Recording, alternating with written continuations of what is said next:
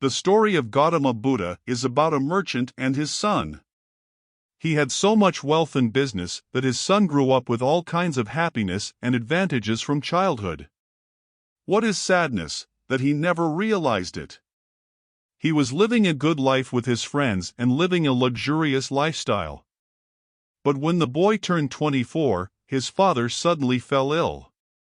He was shown to many doctors, but to no avail. So when the father was on his deathbed, he called his son.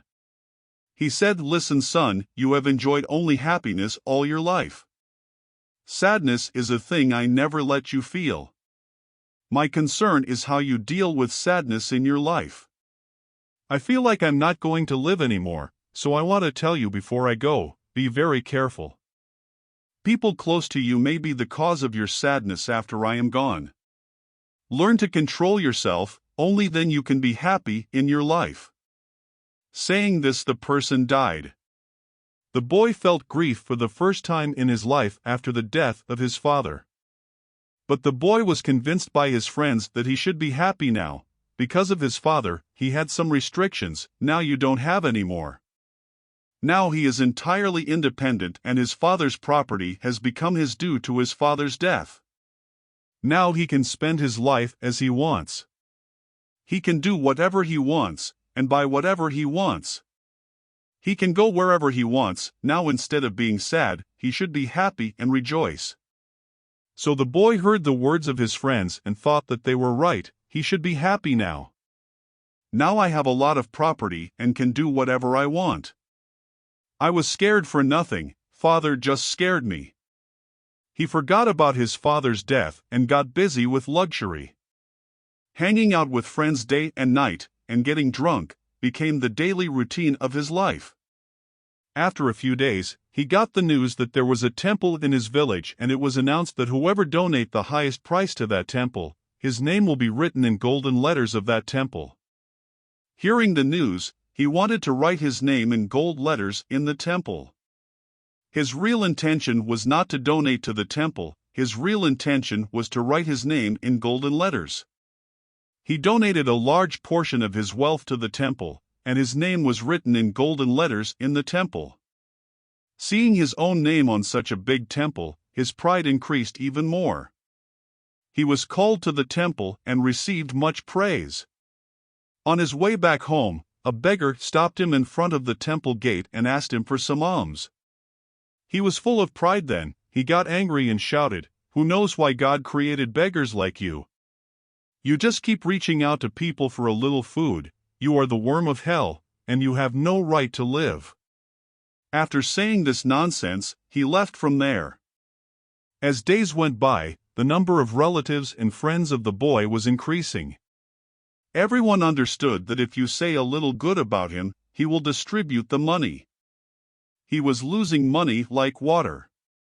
As a result, all his possessions were gradually depleted due to his indulgence and pride. Gradually, he got involved in a huge debt. Then when the creditor kept demanding money from him, he went to his relatives and friends and said, "I have paid you a lot of money so far, I am in huge debt, and I have to pay back all my money.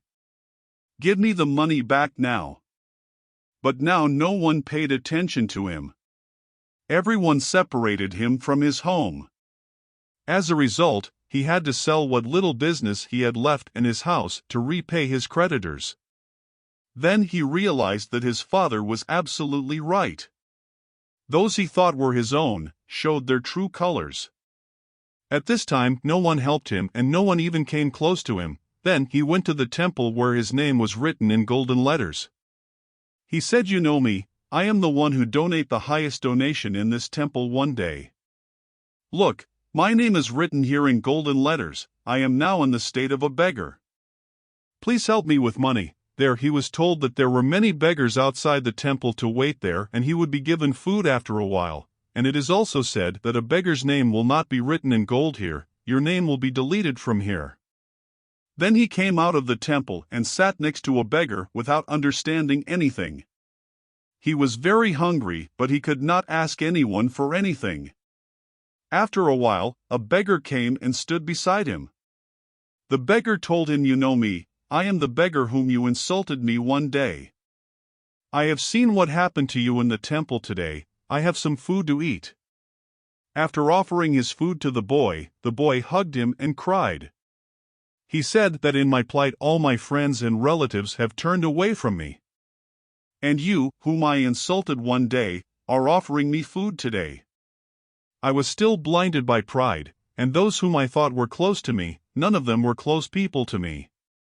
After saying this, he started eating the food given by the beggar. For the first time in his life, he was so satisfied with the food that he had never felt it before.